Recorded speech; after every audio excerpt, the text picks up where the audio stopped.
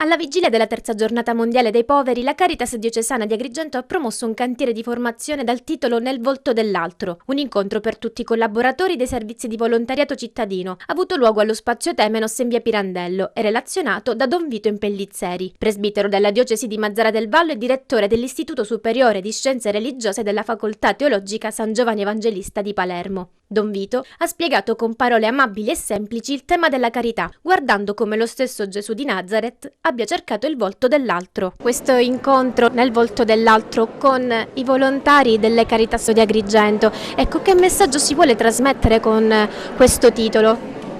Io penso che sia un messaggio di ospitalità e di ricerca. Ospitalità, cioè i volti sono sempre ospitalità di storie, di libertà, di ferite, di speranze, di gioie, di sacrificio.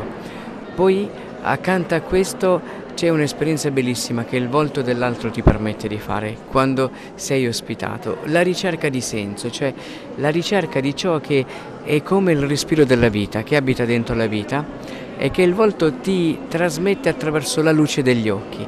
Quando tu vieni ospitato nel volto dell'altro e cominci lì una ricerca, in maniera bellissima vieni restituito a te stesso, cioè è l'altro che ti restituisce a te stesso come senso trovato perché hai amato qualcuno.